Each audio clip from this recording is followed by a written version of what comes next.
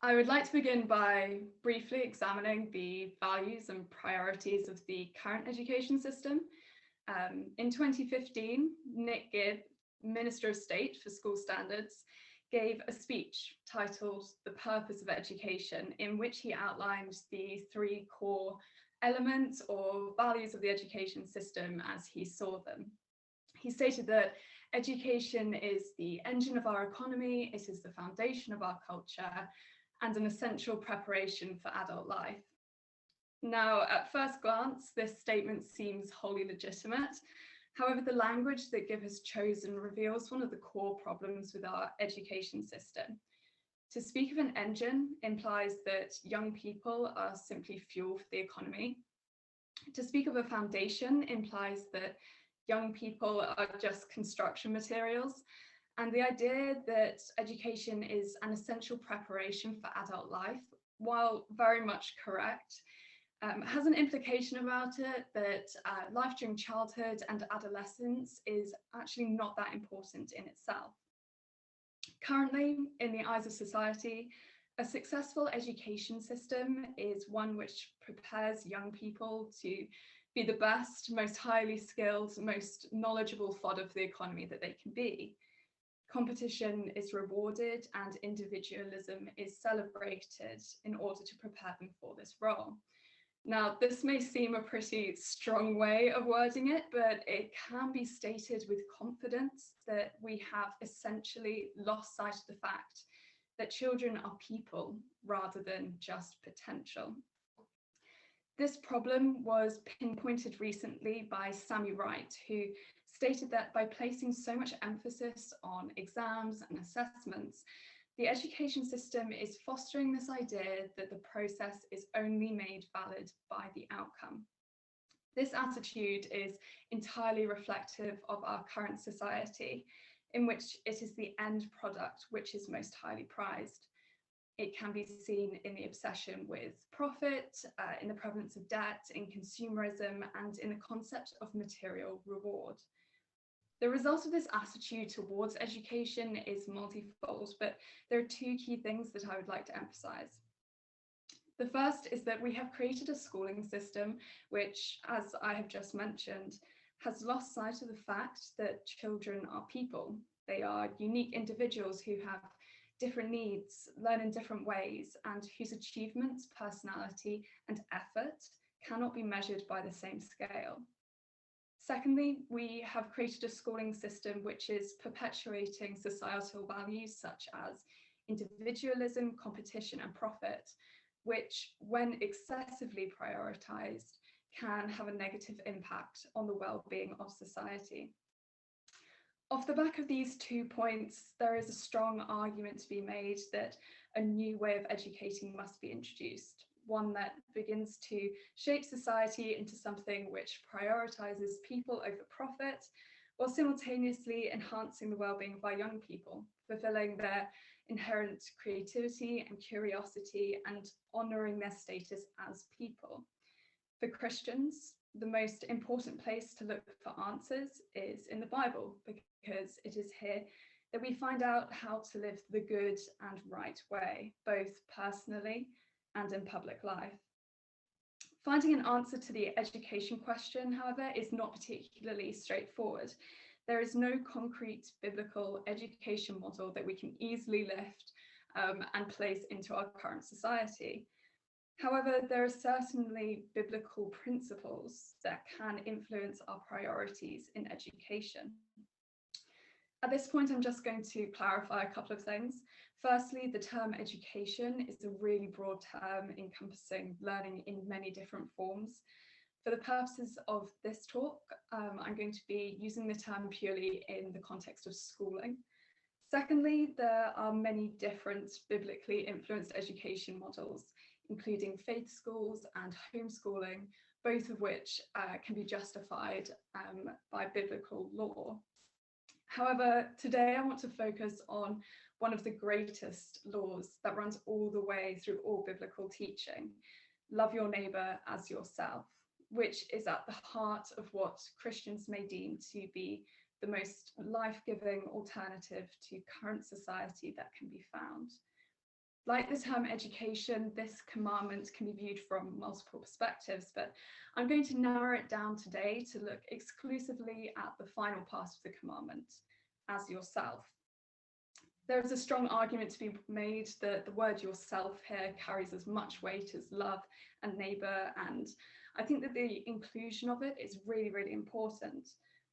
I'm therefore going to suggest that having the opportunity for self-determination is crucial for relational, biblically inspired education that reflects the concept of loving one's neighbour as oneself. By this, I don't necessarily mean the finding of oneself, or that the primary goal of self-determination should be self-worth, although, as we will see, this is a consequence of self-determination. But by self-determination, I mean the freedom to make informed decisions for oneself. There are two immediate arguments that could potentially be made against this concept. The first is that the idea of focusing on yourself initially seems difficult to reconcile with the other person-centeredness that love your neighbour as yourself implies.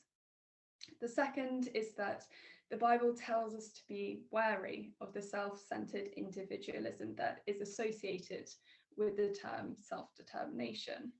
I hope to show that both of these arguments have less traction than may initially be thought, or at least to offer a different perspective. It's helpful at this point to maybe take the initial definition of self-determination that I've just given you and put it in a more specific context. There are many different theories of self-determination out there, so I just have to pick one. So we're going to look at self-determination in the context of the very simply named self-determination theory. Originally developed by Edward Deci and Richard Ryan in the 80s, it is now recognised as one of the leading theories in its subject area. It describes itself as a theory of motivation, development, and wellness, and rests on the idea that a person has three basic psychological needs that must be fulfilled. These are competence, meaning that a person must feel confident and effective in what they are doing, and this is mostly linked to the idea of knowledge. The second is relatedness, meaning that the person must feel that they are cared for, that they belong, and also that they have the opportunity to care for others. Finally, we have autonomy, meaning that the person must feel that their actions are self-directed.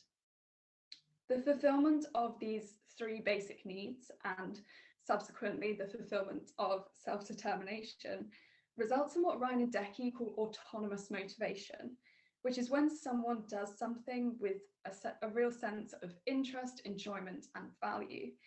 This is in opposition to what they call controlled motivation, which is when someone does something because they are feeling pressured, demanded, and obliged to be doing it.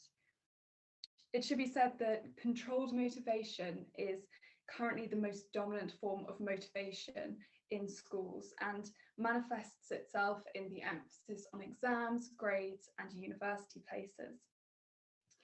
A person who is autonomously motivated feels an increased sense of well-being, takes more responsibility for what they do, believes that what they are doing is worthwhile and valuable, is more committed to what they are doing, and develops a general feeling of self-worth.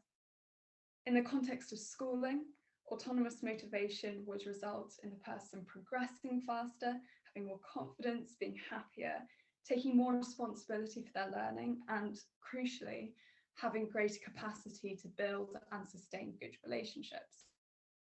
In comparison, controlled motivation would equate to someone being disengaged, finding little to no enjoyment in what they are learning, not really seeing the point of what they are learning, displaying disruptive behaviour and showing signs of poor mental health. To summarise all this then, Ryan and Deci's self-determination theory asserts that autonomy or freedom results in autonomous motivation, which manifests itself in someone having a strong sense of self-worth and being knowledgeable, confident, invested in what they are doing, and responsible. Autonomous motivation is therefore immensely more beneficial than controlled motivation to a person's well-being, and their ability to form and sustain good relationships. So now let's take a look at how these factors actually contribute to relationships specifically. The relational proximity framework, developed by the Jubilee Centre's Michael Schluter and David Lee, gives us a more specific context in which to examine this. Michael Schluter has stated that right relationships only occur when people fulfill the conditions imposed on them by relationships. The RPF sets out these conditions as 5 dimensions of a right relationship. These are directness of communication, continuity of story, parity of power, commonality of purpose, and multiplexity of information. Taking the self-determination theory and placing it in the context of the RPF shows us that autonomous motivation is necessary if these dimensions are going to be fulfilled and a right relationship achieved. It can be suggested that maintaining a right relationship is extremely difficult if the people involved do not enter into the relationship with a sense of autonomous motivation spurred by the belief that they are competent, worthy, autonomous, and responsible. Firstly, all of these dimensions of a right relationship require significant commitment to fulfill, but directness of communication and continuity of story do so in particular, because they rely on a willingness to invest in that relationship frequently and in multiple settings. This requires both people to decide that this venture is valuable and important and worthwhile in itself. Parity of power and commonality of purpose, meanwhile, both require a great sense of responsibility, again, a sign of autonomous motivation.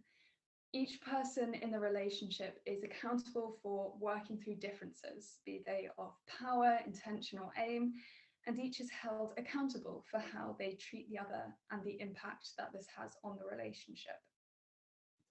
Finally, multiplexity of information requires committing to learning more about that person, but also recognition that the other person, whoever they may be, is worth knowing, not for what they can give to you, but because they are a person with a life of similar complexity and value to your own. Without a person feeling that they themselves are worthy and competent, it is highly unlikely that they will be able to appreciate this in someone else, and therefore unlikely that they will be able to build a truly understanding relationship. It could be said that to enter into any relationship with only controlled motivation is, and this is according to supporters of controlled motivation, unsustainable and can create negative consequences, encouraging fraud, cheating, and deception. It can therefore be said that the fulfillment of the basic needs of autonomy, relatedness, and competence in self-determination is critical to the positive development of a person and to their ability to build relationships with others. So let's now look at this from a biblical perspective. Firstly, I think that Christians should be very concerned with self, because we are God's people, God's creation, and people for who Christ died to save. This, first of all, gives cause to emphasize the idea that the core goal of self-determination is not necessarily the finding of oneself, because we all already have inherent self-worth and identity through our relationship with God. However, it does mean that we should be concerned about the self, and that it should be an important concept as we look at how we can create good relationships in society. We are God's handiwork, and our inmost being was knitted together by him. We are also individuals with our own interests and passions, who are curious, creative, intelligent, and unique. This implies that individuality is not necessarily a bad thing, but it's what we do with that individuality that is important. It can even be said that it is a duty to nurture and value this individuality in each other, to celebrate the individual selves that God has made us to be. Controlled motivation does not show a sufficient valuing of each other as God's creation, nor does it lead to people developing attributes that enable them to use and recognize that individuality in a good way. Secondly, it can be said that autonomous motivation is at the heart of a relationship with God. Autonomy has often been a contentious issue for Christians because, particularly in the Old Testament, it is most frequently associated with turning away from God, for which there are very severe consequences. But like with individuality, the problem is not necessarily autonomy in itself, but what we choose to do with it. Autonomous motivation, in fact, can result in quite the opposite of turning away from God. In the New Testament, in particular, it is associated with the decision to turn away from a sinful life, to put off the old self and to be made new in the attitude of our minds, to put on the new self, created to be like God in true righteousness and holiness.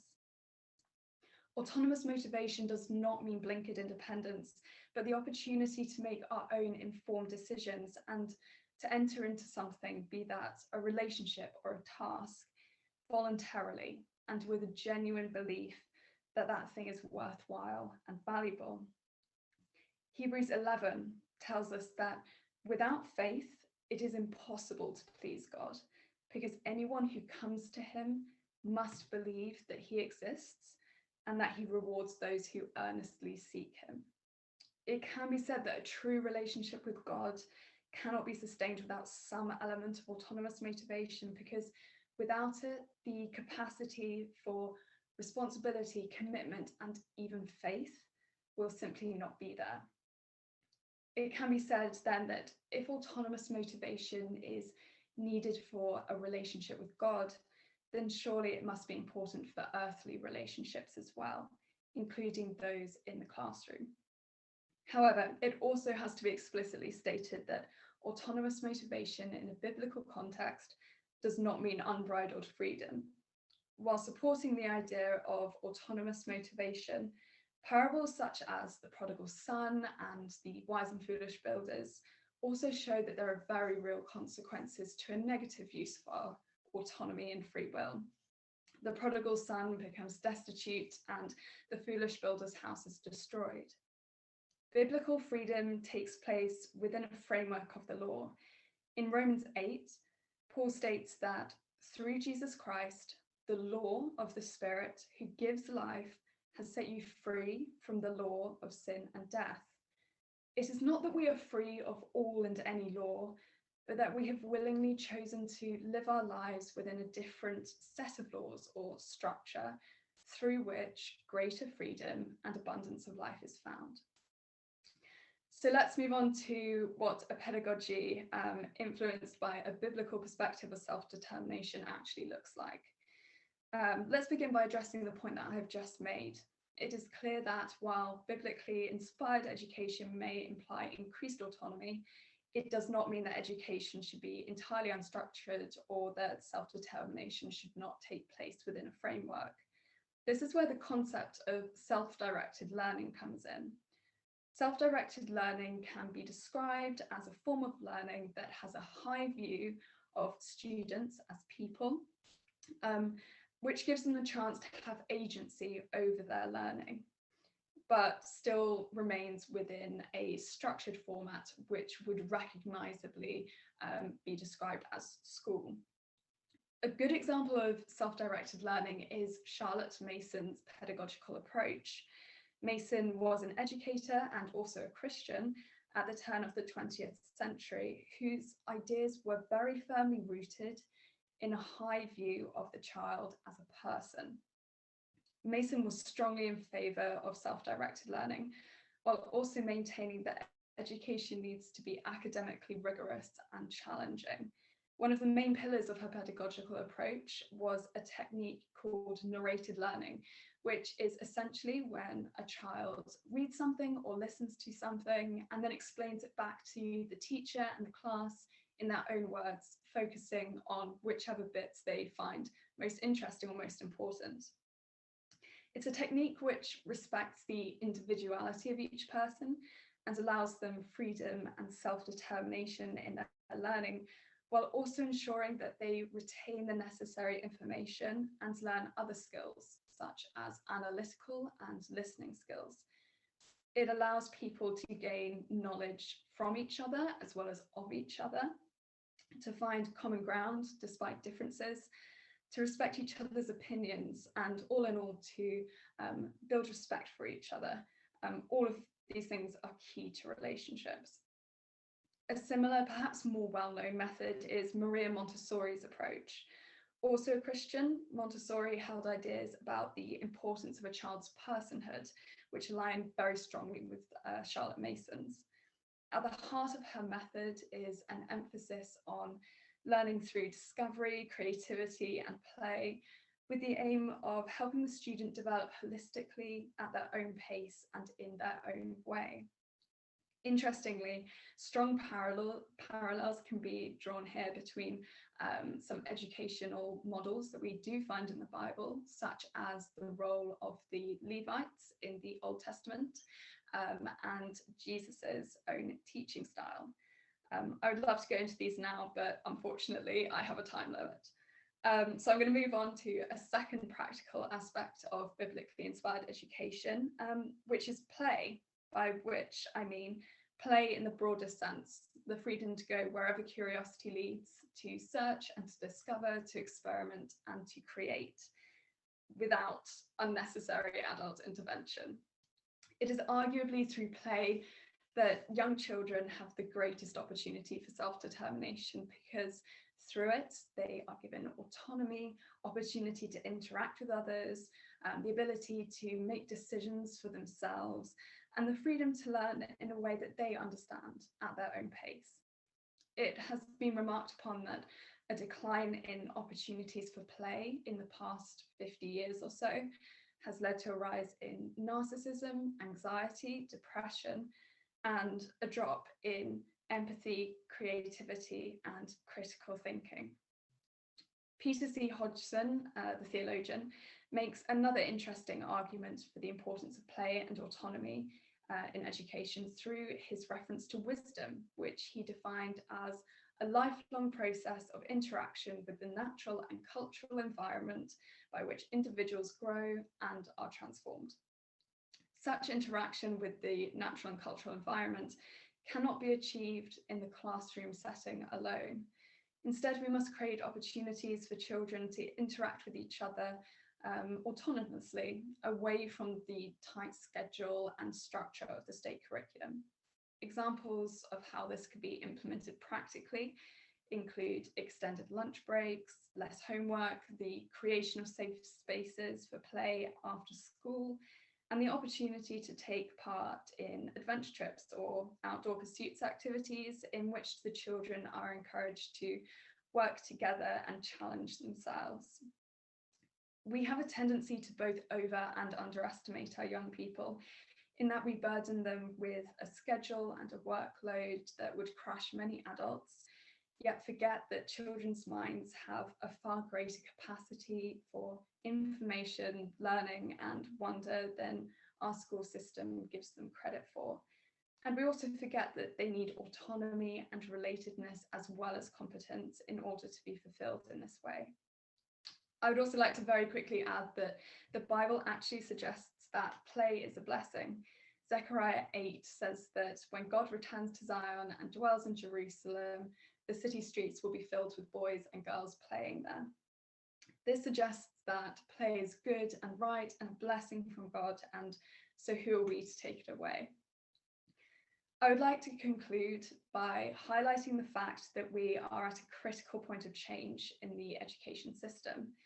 Gavin Williamson has said as much in the past couple of weeks. I think he's right. Times of crisis are ripe for change.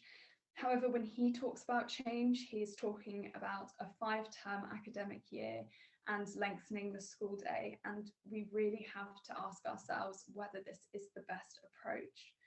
Do our young people really need more school, or do they need better school? I'm going to suggest that at the forefront of our minds as we navigate these complex issues should be the concepts of relationships and of loving our neighbour as ourselves, because it is through these that a better society can be found. In my opinion, the best way to achieve this for young people is to esteem them highly and to school in a way which will enhance their opportunity for autonomous motivation and self-determination. You may disagree with me. Autonomy is a contentious issue. You may see this as idealistic, and frankly, there are so many pedagogies out there to choose from. But going forward, we must consider how to school, not in a way that prioritizes us adults or the economy, but in a way that will best love our young people as ourselves.